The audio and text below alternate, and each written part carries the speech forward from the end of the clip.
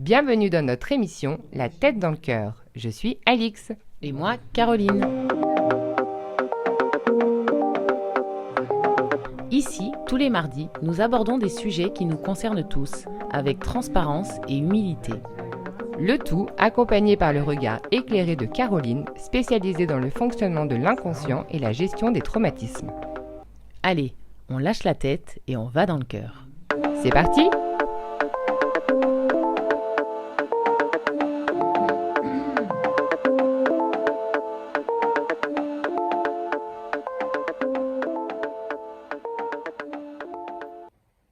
Bonjour à tous et bienvenue. Bonjour à tous, on est très heureuse de vous retrouver pour un nouvel épisode. Vous avez pu constater que nous n'avons pas publié pendant quelques semaines parce que nous avons l'une et l'autre traversé une période où nous avions besoin de nous recentrer sur nous.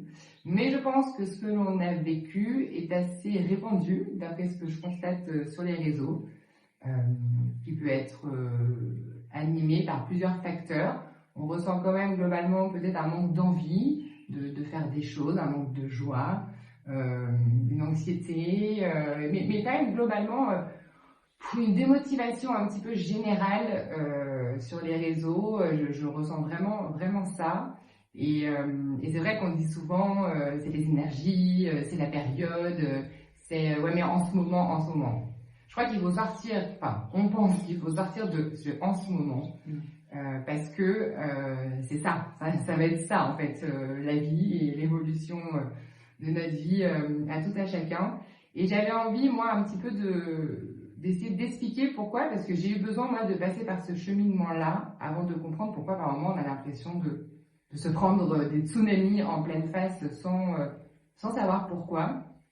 Et pourquoi en ce moment c'est aussi omniprésent. Ces discours autour, en tout cas de plus en plus, sur la santé mentale, etc., c'est pas pour rien, il n'y a pas de fumée sans feu, comme on dit. Parce que je pense qu'il faut vraiment entendre que notre génération, à nous et les futurs, c'est à nous de mettre en place ça. C'est le message qu'on doit recevoir, on doit incorporer ça dans notre vie et dans notre quotidien. On pourrait dire que nos grands-mères, leur génération, il fallait, elles se battaient pour les droits des femmes, pour le droit de vote, etc. Nos mères, il y avait ce besoin d'émancipation féminine, donc le droit d'avoir le choix, d'aller travailler, etc. Et nous, notre génération, en tout cas, je pense, est vouée à incorporer dans notre quotidien peut-être une dimension un petit peu plus spirituelle, j'ai envie de dire, ou en tout cas un peu plus ésotérique, etc., un peu plus divine sur notre quotidien. Et pour ceux qui ont des enfants, peut-être que vous le ressentez d'autant plus, car eux, ils sont nés déjà avec ce truc en plus. C'est difficile à palper, mais ce besoin d'être plus libre, on se rend compte que l'éducation qu'on a reçue n'est pas transposable à nos enfants, en tout cas pas la totalité. Et donc, on peut être un peu dans cet étau entre nos enfants qui nous poussent finalement à incorporer ça dans nos vies, nos parents peut-être qui nous disent « oui, mais nous, avant, on se posait pas autant de questions, oui, mais c'était plus simple ». Oui, ok. Chaque génération, entre guillemets, a son lot, son devoir à accomplir en fonction aussi de la société, de ce qui se passe. Et nous, on pourrait dire quand même qu'en ce moment, il s'en passe des choses, que ce soit au niveau de la planète, il y a de plus en plus de catastrophes naturelles, etc. Hop, nous, peut-être se dire que déjà la planète nous fait passer un message, peut-être de nettoyage, de mouvement, de brassage, d'évolution aussi. L'actualité qui est de plus en plus anxiogène. Mais on tient quand même à rappeler que dans l'actualité, tout ce qui ressort d'aussi glauque que ça peut être, c'est des choses qui ont toujours existé. Ça a toujours été là. Je veux dire, c'était en sous-main, on n'était pas au courant, mais ça a toujours été là. Donc, il n'y a rien de nouveau. C'est juste que si ça ressort maintenant, c'est peut-être que justement, nous sommes prêts et capables à l'entendre, plus ou moins, selon là où on en est dans notre vie. Mais c'est sûr que si on regarde ça avec un regard peut-être fataliste, ou en fait, on n'a plus envie de sortir de sa chambre, on n'a plus envie de sortir de son lit, ce qui peut arriver. Mais en tout cas, peu importe finalement les facteurs, peu importe finalement si c'est l'environnement, la société, notre vie privée, notre relation aux autres, mais ce manque d'envie, cette tristesse, j'en sais rien, ces freins, ces peurs, là, elle nous submerge tous, mais pas parce que c'est le fruit du hasard ou pas parce qu'on est une génération qui nous pose trop de questions. C'est tout ça. Il est temps de comprendre, je crois, que c'est notre rôle de muter, de transmuter et peut-être de changer un petit peu notre prisme de vue de vie. Et ça, c'est pas facile à faire. Et on l'expérimente, nous aussi, au quotidien. On l'a expérimenté d'autant plus ces dernières semaines. Mais pour y voir plus clair et surtout, je pense, pour reprendre le pouvoir, parce que vous savez, ici, c'est tout l'intérêt. Nous, on ne veut pas bourrer le crâne des gens, il faut faire ça. Non, tout part de nous, dans tous les cas. Et Caroline, elle va nous expliquer, en fait, l'important, c'est surtout ce qui se joue quand on décide vraiment de reprendre le pouvoir sur sa vie, sur la vision de sa vie, et aussi sur la manière dont on a envie de la vivre, en fait, tout simplement.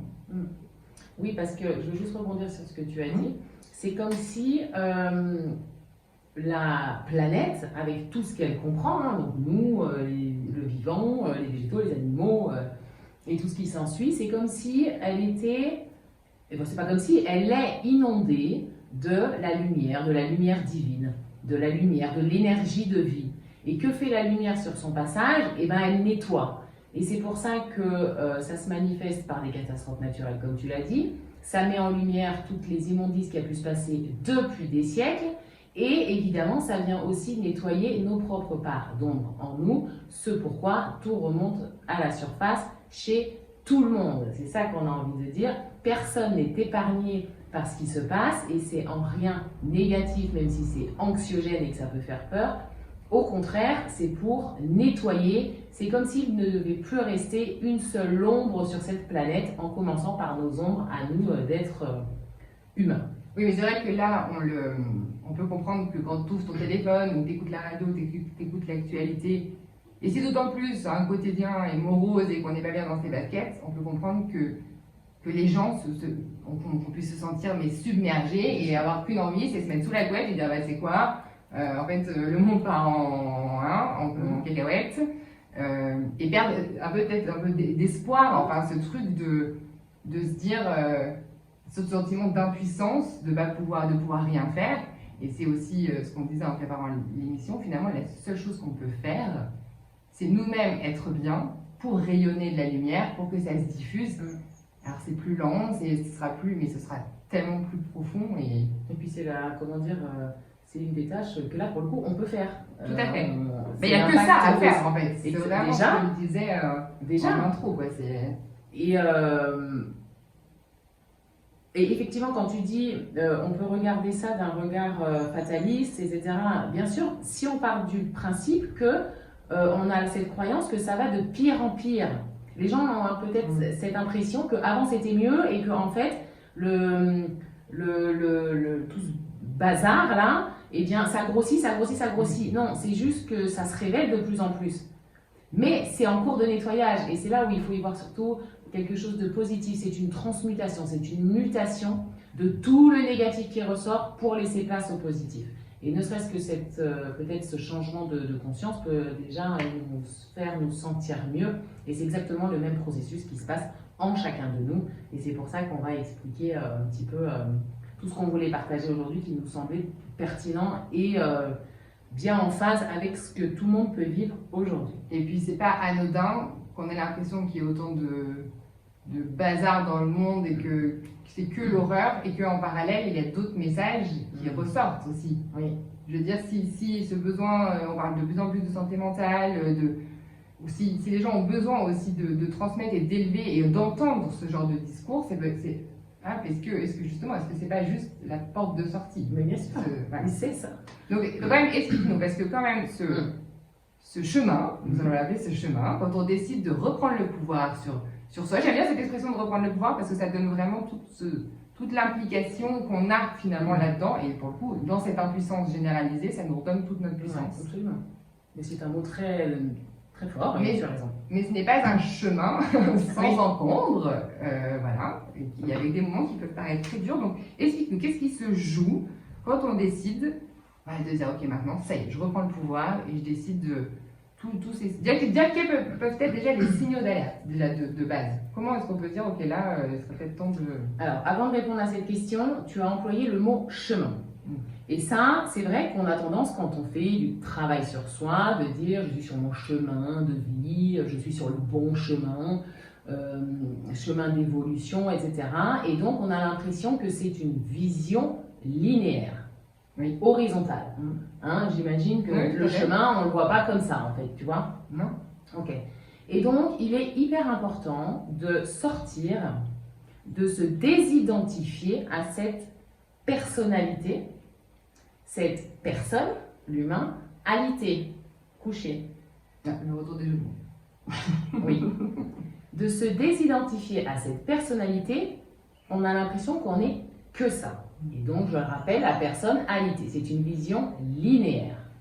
Sauf qu'il est important, voire primordial, de nous redresser en tant qu'être humain et de prendre enfin cette position de verticalité, c'est-à-dire les pieds sur terre, l'alignement. On parle souvent d'alignement, c'est entre le ciel et la terre. On est debout, on reprend, et puis il y a même cette notion de je me redresse, quoi. Tu vois, quand tu parles de puissance, voilà.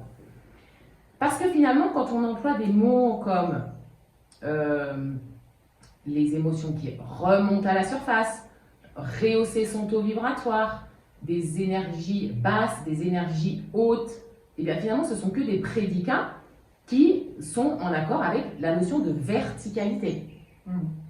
Quand on sait que l'âme descend s'incarner dans le corps, l'âme en fait elle est dans des plans, dans des dimensions très hautes. Plus on est dans des sphères hautes, plus c'est de l'énergie. Je rappelle que la matière, c'est de l'énergie densifiée. Donc notre corps, c'est de l'énergie densifiée. Et donc l'âme, elle descend s'incarner dans le corps pour pouvoir ressentir, pour pouvoir marcher, pour pouvoir vivre ce qu'elle est venue vivre sur Terre. Elle a besoin du corps, c'est son véhicule. Lui, c'est ce corps, il est l'instrument de cette âme qui vient de la source. Okay? Donc on est quand même avant tout, d'où cette notion de verticalité, une âme, la conscience divine, incarnée dans un corps. Et je rappelle, nous ne sommes pas qu'un corps doté d'une conscience de temps en temps. La conscience dans un corps. Donc déjà, ça c'est pour déjà changer son regard. Ok, je passe de la position horizontale, qui peut être aussi mon rapport aux autres. Mais je me remets dans la verticalité, dans cet alignement. Et donc, si on part du principe que nous sommes tous des êtres de lumière venus nous incarner sur Terre, eh bien c'est comme si nous arrivions tous sur le même plancher de la Terre. Et donc on est au rez-de-chaussée, on est au palier 0 qui est la Terre quoi, comme on la connaît, et on commence le jeu de la vie. Okay, donc comme on le répète bien assez souvent, dès la conception jusqu'à nos 21 ans, donc notre enfance, notre passé avec maman, papa, nos histoires, nos conditionnements, les professeurs, tout ce qui peut, comment dirais-je, conditionner ce début de vie pour la suite. Mais il arrive quand même à un moment donné, si on est un tant soit peu honnête avec soi-même, si on arrête de résister contre les choses qui sont négatives, si on arrête de fuir certaines choses qui nous dérangent et qu'on ose regarder notre vie telle qu'elle est, et qu'on se rend compte qu'elle n'était pas forcément comme on aimerait, si on se rend compte que notre corps manifeste des symptômes, des maladies, des sensations, je rappelle que ce corps, il est au diapason de notre état d'être, de notre état d'âme, de notre état émotionnel. Donc si lui, il nous envoie des signaux, c'est en rien un hasard, c'est bien qu'il vient il veut nous mettre notre conscience sur quelque chose qui ne va pas, qui bloque, qui déraille, entre guillemets. Et donc, ça peut être un schéma qu'on répète sans arrêt, ça peut être des colères qui remontent, ça peut être des tristesses, des souffrances, des peurs, tout ce que tu as énuméré avant, en gros, tout ce négatif qui remonte. Et bien là, on se rend bien compte que si on veut que ça change, si on veut que ça bouge, si on veut voir autre chose de mieux, eh bien on doit plonger dans ces émotions. Ça, c'est la première chose à faire. Et là, il n'y a que toi qui peux le faire. Personne ne peut le faire à ta place. Oui, mais quand tu parlais de cette horizontalité un petit peu, des fois, on peut avoir tendance à se déresponsabiliser. Par exemple, je sais pas, une relation qui s'envenime, merci, avec, je sais pas, avec un collègue, avec sa cousine, avec peu importe. L'être humain de ce fait va dire l'autre est ça, oh t'as vu comme il ou elle est devenu, oh t'as vu. Je dis, on a quand même cette fâcheuse tendance à aucun moment, mais parce qu'on ne nous l'a pas appris, à aucun moment de prendre notre part dans ce quotidien. Comme tu disais, un symptôme, on a mal au ventre, ou on est constipé, ou l'inverse, ou on dort mal. Le réflexe, ça va être d'aller chercher une cause extérieure. Uniquement la cause extérieure et venir encore une fois remplir quelque chose, combler quelque chose, alors que ces signaux, ils nous mettent en alerte. Mais c'est vrai que quand il y a plein de voyants rouges, comme tu aimes bien dire, prendre l'image du tableau de bord, quand il y a tous les voyants qui s'allument rouge en même temps, je peux comprendre qu'un mec qui soit... faire ce chemin de se dire, attends, ok, qu'est-ce que moi je dois comprendre là dans tout finalement, dans tous ces signaux, c'est pas évident parce qu'il faut être déjà capable de les repérer. Capable de les repérer, et puis aussi en fonction de la croyance qu'on a vis-à-vis des mots MAUX et des maladies, mais ça fera peut-être le sujet d'une autre vidéo. Oui, tout à fait. Et quand tu parles des autres, oui, c'est ce qu'on répète très souvent, ce que je juge chez l'autre, c'est ce que j'ai à comprendre chez moi. Peut-être que ce que je juge, c'est ce que j'ai été et que je ne suis plus, donc là c'est humilité. Peut-être que ce que je juge chez l'autre, c'est effectivement parce que ça me renvoie à une partie de moi qui n'est en rien réglée. Ou peut-être ce que je juge chez l'autre, c'est de la jalousie parce que j'aspire à être ou à avoir ce qu'a l'autre. En fait, il y a ces 3 points-là. Mais dans tous les cas, les autres ne sont que le reflet de ce que nous sommes, nous. Donc, sans arrêt, reprendre ses responsabilités. Pourquoi j'agis comme ça, etc. Donc, une fois, pour les personnes qui ont capté les signaux, parce qu'on en a au quotidien, un boulot dont on a marre, quelque chose qui nous procurait de la joie, qui nous procure plus de joie, nos enfants qui nous poussent, bref. Vous voyez très bien, je pense, en vous disant ça, vous savez très bien tout de suite, vous avez déjà tout de suite, je pense, une idée des signaux. On a capté ces signaux, on se dit, ok, en fait, je veux plus, ça je refuse, c'est terminé, j'ai envie de vivre ma vie le plus en paix que possible. Et du coup, qu'est-ce qui se joue là, à ce moment-là? On est tous sur ce palier, sur ce rez-de-chaussée de la Terre, mais c'est pas pour rien qu'on prend cette métaphore. Qu'est-ce qui se passe, qu'est-ce qu'il faut faire et qu'est-ce qui se joue quand on décide de reprendre le pouvoir et de travailler sur soi? Eh bien déjà, quand on reconnaît que on n'est pas que cet humain conditionné, qu'on est plus fort que ça, qu'on est plus grand que ça, mais que ces conditionnements nous ont barricadés. C'est comme si au fil du temps, cet être divin, on l'a oublié qu'on l'était, on est purement humain, on est conditionné, et là, au fil des blessures, des traumas accumulés, on accumule une carapace. Il y en a même, c'est verrouillé à double tour, il y en a même, il y a une cage encore par-dessus. Eh bien, à partir du moment où on sait ça, ce qu'on est en train de dire, qu'on l'intègre, eh bien, c'est comme si on allait rentrer dans l'ascenseur du jeu de la vie.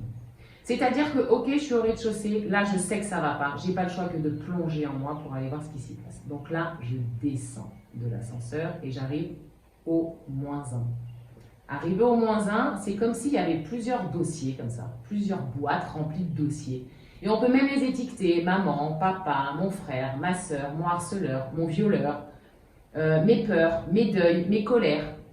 Tout est là. Et là, j'ai compris que je dois aller traiter, ouvrir ces boîtes, traiter ces dossiers pour libérer, pour nettoyer.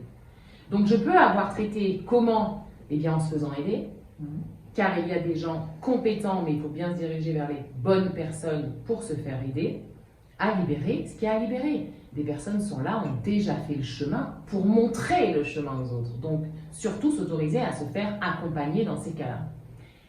Et donc, je peux avoir traité le dossier maman, par exemple. Donc, je remonte au rez-de-chaussée. Je sens qu'il reste des choses, je redescends, peut-être que c'est une autre boîte que je vais ouvrir, etc., etc.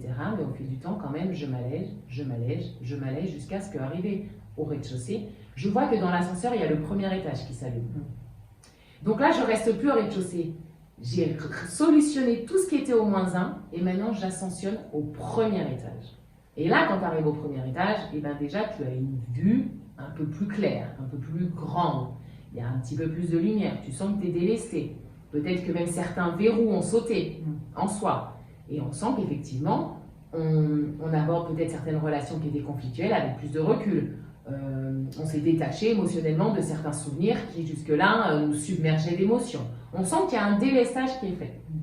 Mais ça, comme on disait dans un autre épisode, il faut faire cette étape de le reconnaître. Bien sûr, on prenait l'exemple des fois des patients qui arrivaient et qui disaient quoi de mieux depuis la dernière séance, et en fait ils sont au moins 2 ou au moins 3, et du coup, tout est flou.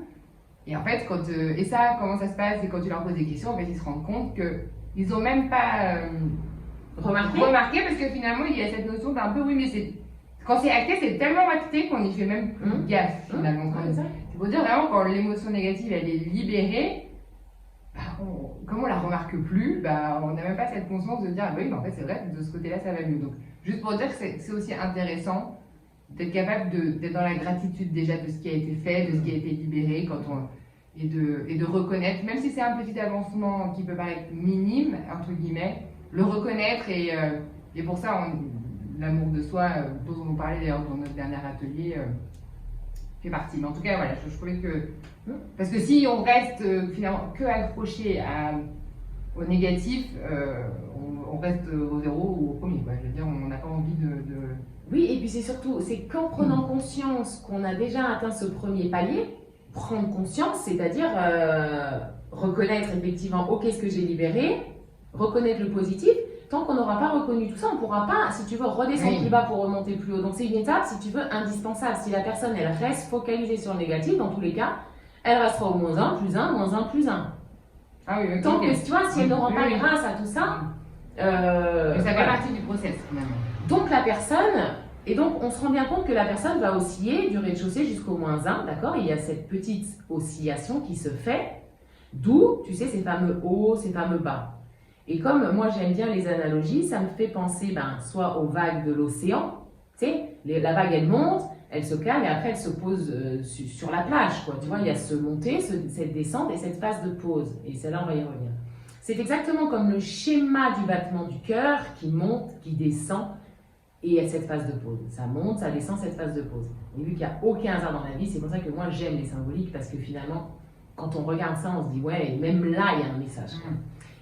Et donc, quand on arrive à ce premier étage, il peut y avoir donc cette phase de pause, cette phase de digestion, où là, on digère ce qui a été travaillé, parce que ces oscillations, ça a quand même demandé du travail, ça peut demander de l'énergie. Il y a cette phase de pause, jusqu'au jour où ça recommence. Là, on a l'impression que ça y est, il y a des choses qui remontent, des événements qui remontent, une relation paf qui a mis en lumière une situation qui est en train de me toucher. Et bien là, je replonge au moins 1. Le moins 1 est nettoyé, mais là, on voit qu'il y a le moins 2 qui s'allume. Donc là, j'ai besoin d'avoir le courage, effectivement, de descendre encore un peu plus en profondeur à l'intérieur de moi. Plus je descends, moins on y voit clair. C'est un peu plus sombre. Il y a moins de boîtes, mais il y en a quand même. Il y a peut-être la même boîte que maman, que je pensais avoir travaillé. Je pensais que c'était réglé. Tu sais, il y en a plein, ces messages, j'ai déjà travaillé. Oui, je l'ai travaillé avec la conscience que j'avais dans l'instant, avec les mesures, avec les facultés et les capacités que j'avais en moi pour le travailler. Et c'était indispensable de travailler ce moins 1 pour que je puisse maintenant aller ouvrir le moins 2. Mais c'est comme un jeu vidéo, quoi.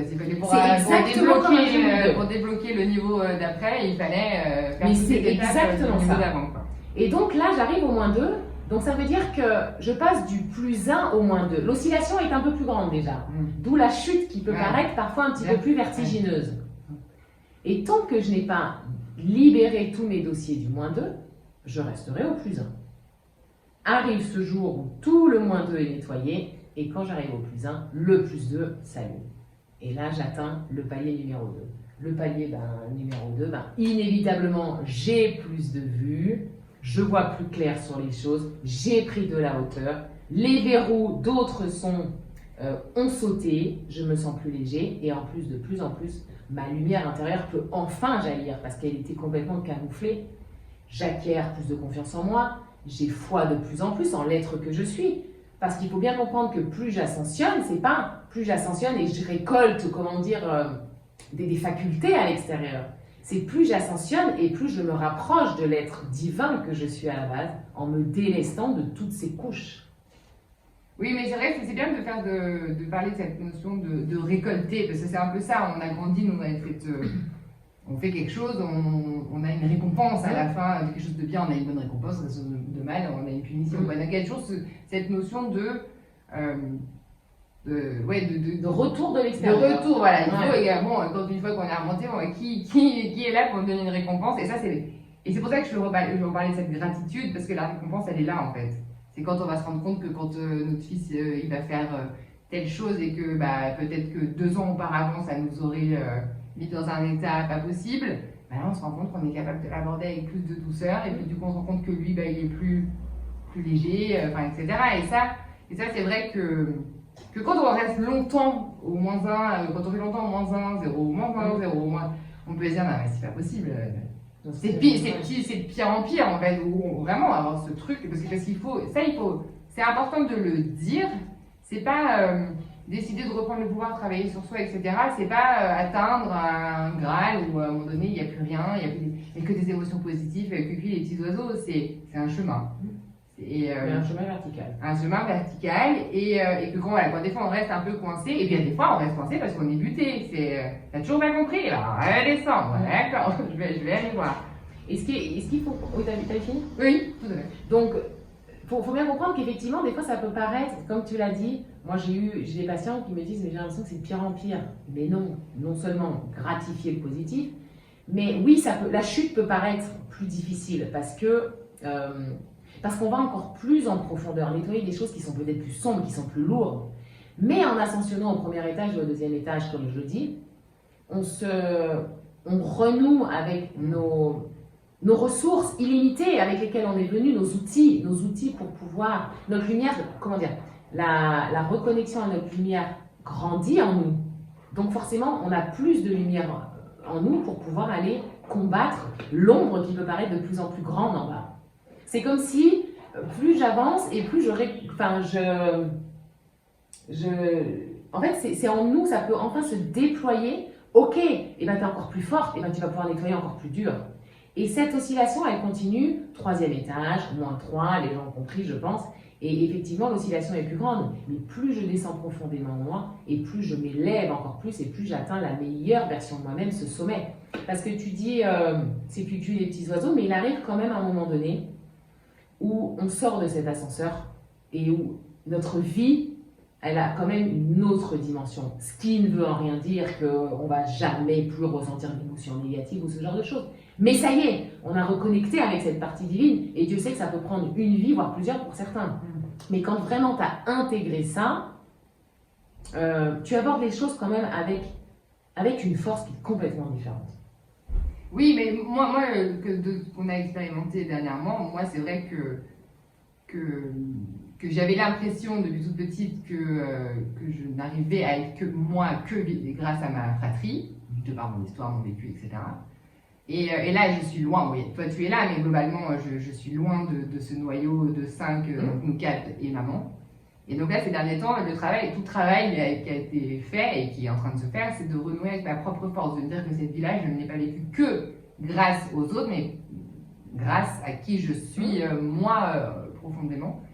Et donc, ces moments de creux, on peut avoir l'impression, parce que du coup, moi, je me suis raccrochée, et c'est ce que je disais, je me suis raccrochée à ce que je connaissais, et on le sait, le cerveau nous ramène des plats réchauffés, et du coup, c'est ce que j'expliquais, c'est comme si des fois dans la vie, on a l'impression qu'on est accroché à une liane, c'est la liane du passé, et aujourd'hui, tout nous pousse à nous dire, mais libère-toi du passé pour pouvoir être suffisamment ancré dans le présent pour vivre tout ce qui se passe dans le présent. Et que j'étais accrochée, mais je n'avais pas l'autre liane là d'après. Et il y a aussi beaucoup cette notion de lâcher prise dont on parlait, quand on est dans -1, -2, -3 et que c'est dur et que c'est difficile parce que ça l'est. Il y a un moment donné où lâcher prise. Moi, je me suis rendu compte que je m'agrippais à ce qui était connu, en tout cas vis-à-vis de cette prise de conscience-là, parce que c'était trop difficile pour moi de renouer avec cette partie de force divine, etc. Et ce moment de lâcher prise et d'être capable de s'abandonner pleinement à toutes les angoisses, les peurs, les freins, la tristesse, pendant ces moments aussi de descente, on va dire, c'est hyper important, parce que si on continue à lutter et à faire un double jeu où j'en sais rien, si on n'a pas envie de dire aux gens qu'on traverse une période difficile, on maintient quand même un faux semblant, alors qu'on le sait, le seul moyen, c'est de lâcher cette corde qui nous retient. Et de vivre ce qui est là dans l'instant. Parce que plus on descend, Parfois, c'est compliqué.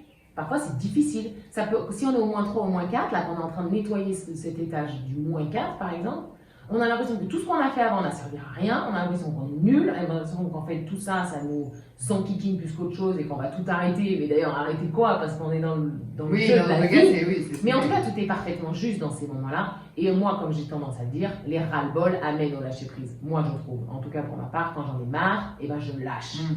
Et cet abandon-là, eh ben, ça s'appelle du lâcher-prise. Mais quand on n'a pas le choix que de se laisser traverser par ce qui est dans l'instant. Vous n'avez pas envie d'aller à l'anniversaire samedi soir de la grand-mère, eh bien n'y allez pas. Vous n'avez pas envie d'aller faire ce que vous aimez faire pourtant d'habitude, eh bien oui, pour le moment, les habitudes peuvent changer.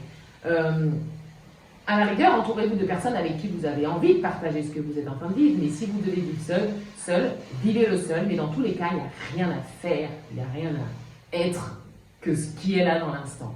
En revanche, ce qui est en votre possession de faire, c'est de reconnaître ça, c'est de plonger dans les émotions et de vous faire aider si vraiment il y a besoin, parce que je rappelle que des personnes sont là pour ça.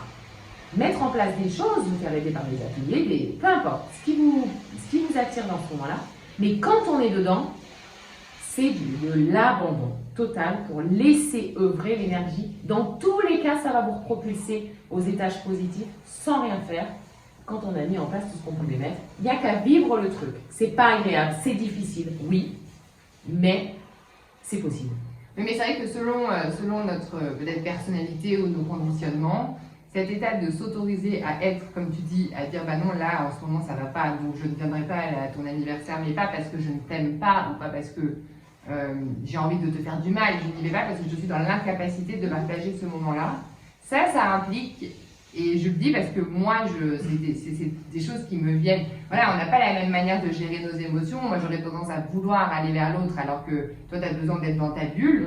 Et de prime abord, je pourrais dire, et je me suis dit d'ailleurs, mais purée, en fait, je ne sers à rien, les gens ne peuvent pas se confier, etc. Alors que non, on a tous nos manières de vivre ces moments de creux. Et je dis vis-à-vis de toi, mais je le vis aussi vis-à-vis de mon mari, par exemple, qui traverse lui aussi des périodes voilà, de creux. Et on ne le vit pas pareil, on n'a pas, et on aurait tendance à vouloir peut-être sortir les gens quand ils sont dans cette période-là, etc. Alors tout ce qu'on a à faire, c'est d'être juste là, quand la personne sera prête de revenir. Mais ça demande une certaine déconstruction de ce que doit être la relation aux autres. Ouais, mais ça se fait pas, quand même, elle aurait pu faire un effort, ouais, mais... Moi, j'ai été, et je suis encore peut-être encore très là-dedans, où ma relation à l'autre était peut-être un peu biaisée parce qu'elle doit être, en fait. Et c'est pour ça, comme tu disais, c'est important peut-être d'avoir juste au moins une personne ressource.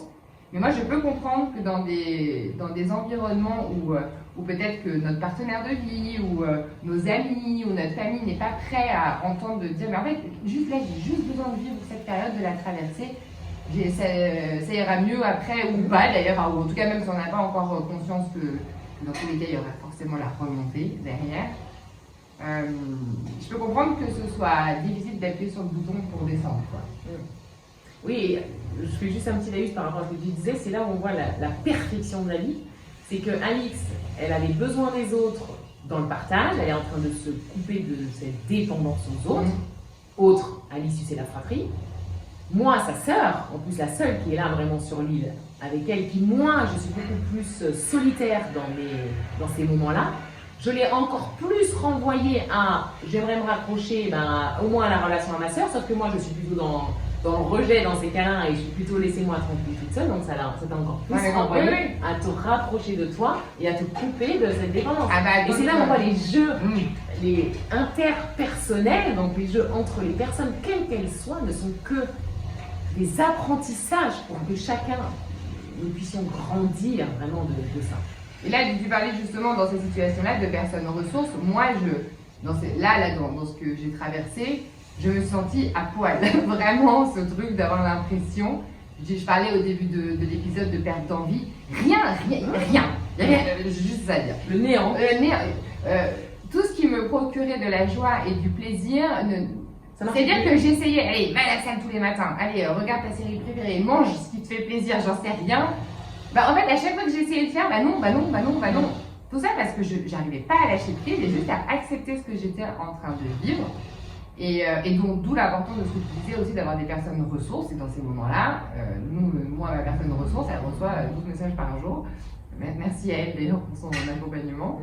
Mais quand même, aujourd'hui, je me rends compte que quand je traverse ces périodes de descente, dans mon ascenseur privatisé, il y a des à côté qui sont beaucoup plus faciles. Avant, quand j'avais des prises de conscience, des choses, c'est le moment un petit peu où j'avais besoin de, voilà, où c'était un peu la machine à laver là. Rien ne serait-ce que faire à manger, m'occuper de mes enfants, j'en sais rien, la vie du quotidien était insurmontable. Aujourd'hui, ce que je rends grâce, c'est qu'en fait, je me rends compte que j'arrive à être dans ce flou, mais en même temps à me dire, ah ouais, mais en fait, j'arrive encore à créer du lien avec mes enfants, j'arrive encore... c'est plus aussi envahissant. Et ça, c'est pour... quand tu disais, quand on évolue, quand on monte dans les étages, l'air de rien, on a lâché des choses au passage. C'est ça, c'est que dans ce chaos, quelque part un peu émotionnel, ça m'a demandé quand même un effort de me dire, mais en fait, regarde comme maintenant tu arrives à traverser ça et en même temps à être dispo pour ta famille et à être bien et à être... Donc voilà, donc vraiment, ça pour dire que des fois, on peut avoir l'impression qu'il n'y a aucune issue, ou en tout cas qu'on s'en sortira jamais, mais vraiment l'importance d'être entouré et surtout d'être capable de recevoir ces messages. Moi, si j'avais continué à être dans mon... machin, elle s'isole, machin et tout. Je prenais un billet d'avion, on rentrait en métropole et puis on se parlait plus. Enfin, je veux dire, parce que franchement, si on est à tantiner à l'écoute, ça va tellement vite en ce moment que ça peut aller jusque-là. Ou même vis-à-vis de son conjoint, de se dire, mais en fait, dans un moment de creuse, en fait, on va se séparer. Ah oui, dans ces cas-là, on aurait envie de tout envoyer se balader. Il y a tout qui est remis en cause, même les choses qui étaient merveilleuses peut-être 2 jours avant, et c'est ok. Et la seule chose qu'il y a à faire, entre guillemets, c'est de lâcher prise, mais on peut lâcher prise que si on a la foi en la vie, que si on se souvient qu'on est venu pour ça. Je rappelle qu'on est tous, en fait c'est comme si les êtres, on était chacun dans notre ascenseur, voilà. Et on a tous le même, au final, enfin on a tous le même, on a tous la possibilité d'avoir cet ascenseur et de pouvoir monter, descendre. Il y en a peut-être qui jamais n'auront envie et resteront au rez-de-chaussée et c'est ok. Il y en a qui sont peut-être déjà même sortis de cet ascenseur et qui sont sur d'autres plans, mais c'est vraiment indispensable de renouer avec ça, sinon ça n'a aucun sens en fait. Si la vie c'est être juste humain et souffrir, à quoi bon? Non, il y a quelque chose qui est bien plus grand, il y a quelque chose qui est bien plus beau derrière. Et ça fait partie du nettoyage. Et donc, se renouer avec cette partie lumineuse en vous, qui est vous. Voilà, et se déconditionner de cette partie humaine à laquelle on s'est trop identifié. Il faut sortir de ces croyances. C'est du déconditionnement. Ouais, mais le déconditionnement, c'est hyper flippant quand on ignore que en fait on est bien plus puissant que ça, quand on ignore qu'en fait on a voulu venir pour mettre la lumière sur l'ombre, et quand on a l'impression que tout ce qu'on nous a dit, on l'a pris pour argent comptant et on a l'impression que c'est ça la vie. Non mais c'est un déconditionnement dans une société où globalement tout est fait pour ne pas qu'on soit amené à être déconditionné. On le constate avec la non-évolution, typiquement par exemple du système scolaire. Les êtres humains on évolue et ça fait... alors je ne dis pas qu'il n'y a pas des établissements qui font des efforts, où il y a des... Mais pourquoi est-ce que nos enfants... c'est aussi difficile aujourd'hui l'école, c'est pas parce qu'ils sont plus indisciplinés, c'est pas parce qu'ils regardent trop les écrans, c'est pas parce que... On essaye, oui, ils mangent trop de sucre, on essaye en permanence, déjà d'une, de nous culpabiliser. On nous rend responsables de tous les maux humains de la société. Alors que là, c'est la société qui n'est pas faite pour cette vision de la vie-là. C'est pour ça que c'est très important, si on a envie aujourd'hui de ne pas foutre la tête dans le four, tout simplement, avec ce qui se passe. Ah, l'image. Ça me faisait avoir mon avis que j'utilise cette expression. Ça va faire pourquoi elle est sortie là. Non mais c'est un sujet absolument rigolo. Sur tout ce qui se passe, la seule chose qu'on peut faire, là vraiment, mais qu'est-ce qu'on peut faire? Rien, reprendre le pouvoir de qui on est, le rayonner. Ça fera de vous quelqu'un qui vous serez capable, au lieu de vous prendre les vagues à chaque fois en pleine face, de plus en plus on arrive à surfer dessus, de mieux en mieux. Ça rendra auprès de votre partenaire de vie, peut-être votre famille, vos parents, vos enfants. Et c'est le cercle vertueux. Continuer à accuser les gens, à dire ouais mais c'est machin, ouais mais t'as vu ce que lui il a fait, ouais mais c'est la faute de la société, ouais mais c'est la faute de la génération d'avant qui a pollué la planète. si on reste là-dedans, mais on est victime déjà. Peut-être un jour, excuse-moi. On entretient un cercle de victimisation. Et il n'y a rien qui changera, on restera au palier rez-de-chaussée. Oui, on a le droit de rester au rez-de-chaussée, sauf qu'il n'y a rien qui va bouger. Et si on veut que les choses changent, il faut changer les choses. Et ça commence déjà par rentrer en soi pour aller libérer ce qui a libéré. Et on est tous venus pour ça. Peu importe la vie qu'on a eue. Il y en a qui s'interdisent de se plaindre, de reconnaître qu'ils ne vont pas bien. Ils mettent la poussière sous le tapis pensant qu'elle est moindre par rapport à d'autres personnes qui vivent des choses soi-disant plus dures. Stop en fait. Ça s'appelle comment on appelle ça? C'est un peu d'empathie à deux balles, je suis désolée. C'est un peu vouloir dire, attends, ils ont vécu pire que moi, donc moi, je vais pas non plus me plaindre pour... Non. On est tous venus, ça veut dire qu'on a tous des choses à libérer. Je vous rappelle qu'on se porte du transgénérationnel. Je vous rappelle que notre âme a cumulé des choses de vie en vie. On ne sait pas ce qui s'est passé, on n'a pas envie de savoir parce qu'on a déjà assez à traiter dans cette vie-là. Mais toujours est-il que notre âme, elle est venue avec tout ce bagage qu'on doit mettre en lumière maintenant. Peu importe si les autres personnes ont eu des vies soi-disant plus difficiles que les vôtres. Si ça ne va pas, s'il y a des choses qui ne vont pas dans votre vie, si vous souffrez, vous êtes autant légitime qu'un autre à vous occuper de vous-même. Oui, puis tu parlais de l'âme, etc. Et puis au-delà de ça, de manière un peu plus concrète pour les personnes pour qui peut-être ces notions-là sont abstraites, il faut se rappeler la notion de perception de l'enfance. On a beau avoir encore son papa, sa maman, ses frères et sœurs, n'avoir vécu aucun drame sociétalement, en tout cas, reconnu. Mais c'est encore une fois, c'est quand même la société qui nous dit finalement ce qui est grave et ce qui ne l'est pas. Bon. Donc, parce que d'une personne à une autre, on ne vit pas les traumas de la même manière. Donc, qui a dit que ça c'était plus grave que ça? Bon, ça je pose celle-là. Mais ça reste quand même une notion de perception, un regard, un geste, une situation aussi infime soit-elle, elle a pu être ancrée. Comme tu disais en préparant l'émission, finalement, le gros drame, on sait où il était, on sait quelque part assez rapidement où on peut aller, quel tiroir on peut ouvrir quand on est au -1.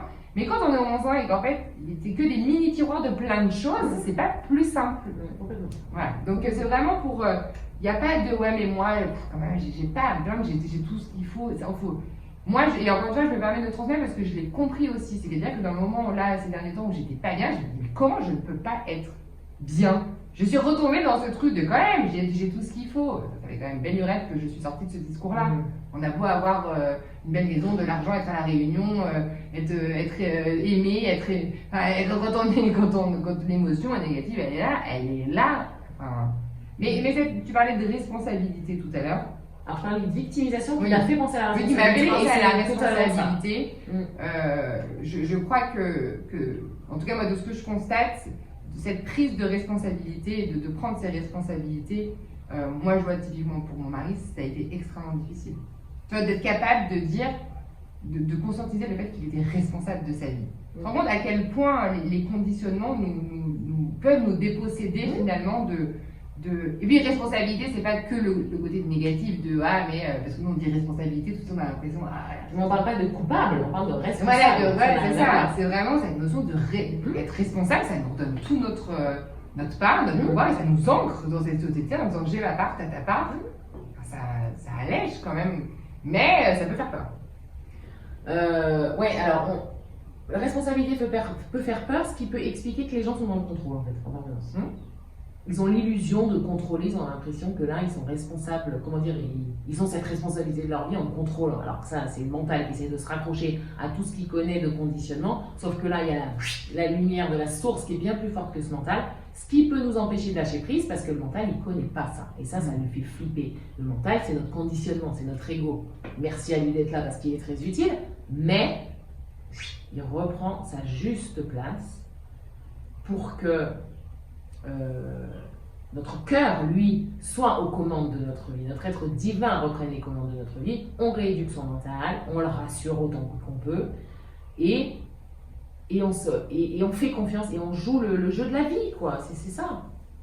Moi, je n'ai rien d'autre à rajouter que ça. Non, mais... et on peut rire à X de ça, oui, ça apporter énormément de légèreté, et en fait, quand on comprend tout ça, les bout à bout, c'est simple. C'est simple, mais on est tellement compliqué, tout a été fait pour nous compliquer le cerveau, que dès que c'est simple, c'est soit il y a une entourloupe, soit c'est trop beau pour y croire. Je vous jure les amis que c'est simple. C'est pas facile quand on plonge dedans, il est difficile de se déconditionner, on passe par des périodes qui sont noires, sombres et tout ce qu'on veut. Mais en soi, la compréhension, elle est simple. Revenons à cette simplicité. Elle est simple, mais elle est polluée par des discours, Enfin, moi je dis ça, mais parce que moi je le ressens comme ça. Mais pour moi, c'est très difficile de déconstruire le chemin que devait être la vie. Voilà, quand depuis toute petite, t'entends, tu marieras, tu auras des enfants. Et quand je dis t'entends, c'est pas ma mère, c'est tout. Tu feras ça, tu auras un CDI. Encore une fois, vraiment de ressortir de ce qui doit être fait et de comment ça doit être fait. Il n'y a pas de bonne manière de faire. La seule bonne manière de vivre notre vie, c'est de le faire en étant en accord avec nos propres désirs et nos propres âme, cœur, voix intérieure, vous appelez ça comme vous voulez, mais vraiment. Et moi, pour moi, c'est ça. Pour moi, c'est la partie qui est pour moi difficile, c'est le contexte. C'est d'arriver à déconstruire ce contexte. Et je pense que ça peut être difficile aussi pour les gens. Oui, et donc, en fait, pour comprendre ça, c'est que si on est dans un état, là, dans l'instant, et qu'on pense à rien, mais vraiment à rien, on fait le vide de nos pensées, de nos peurs, de nos angoisses, de nos colères. On est juste là, dans notre respiration, par exemple. On met juste notre intention sur notre respiration, qui est l'énergie de vie. Eh bien, on se rend compte que naturellement, on est bien. Tu confirmes ça? Si on coupe les pensées.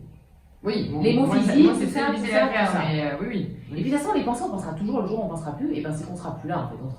Notre âme sera remontée d'où elle est venue. Mais, donc penser, c'est rien mal. Maintenant, c'est si on se fait envahir par ça que ça devient compliqué. Donc ce que je veux dire, c'est que si on se concentre juste 3 minutes sur notre respiration, avec une musique, même si ça peut aider, on se rend compte que naturellement, notre état originel, notre état de base, c'est le bien-être. Donc, ce n'est que du déconditionnement. Du déconditionnement, et puis se souvenir de ce que j'ai dit jusqu'à maintenant, on est bien plus que ce qu'on voulait nous faire croire. En fait, ça ne tient qu'à ça. Et après, déconditionner, déconditionner, déconditionner. C'est notre héritage, c'est ce qu'on est fondamentalement. Et le but, c'est de revenir à ça. Et ce sera mon mot de la fin pour moi. Et du coup, tout ça, toute cette période, cette préparation de l'épisode, ça nous a donné envie d'en faire un atelier. Maintenant, on va s'autoriser à faire des ateliers quand on jugera nécessaire d'en faire un. Et du coup, on a prévu d'en faire un dimanche prochain, donc le 17 novembre. Oui, on a du mal à croire qu'on est en novembre aussi. Le 17 novembre à 19h, nous tentons un dimanche parce qu'on se dit que finalement, on aura passé le week-end en famille, qu'on peut s'organiser peut-être pour faire garder ses enfants le soir si on en a, et que le dimanche soir, c'est un peu la soirée de la loose. Et donc, du coup, quoi de mieux que de nous rejoindre pour un atelier où justement, on va aller au cœur de nous-mêmes. Au cœur de soi et se reconnecter justement avec cette partie divine de nous. Voilà. Mais on ne vous en dit pas plus parce que. Mais en tout cas, globalement, c'est l'esprit de cet épisode. Et voilà, et on est très contente de ça. Donc dimanche 17 novembre à 19h heure métropole du coup. Et voilà. S'il y a des réactions à cette vidéo, autorisez-vous à nous partager en commentaire, comme vous voulez. Allez-y spontanément. Si vous avez même des questions, ou voilà, ce sera peut-être un épisode qu'il faudra réécouter, peut-être pour certains. Mais surtout, autorisez-vous à partager et à nous rejoindre pour le prochain atelier. On pourra échanger sur tout ce qu'on vient de dire aujourd'hui et même avant. Et on vous mettra dans la barre d'infos le lien d'une vidéo où elle parle uniquement de cette notion d'ascenseur, entre guillemets, si vous voulez aller la voir. Et puis parce que aussi, c'est cette vidéo qui nous a inspirés, donc c'est important de la citer. Eh bien, une très bonne journée à tous ou soirée et à très vite. À bientôt!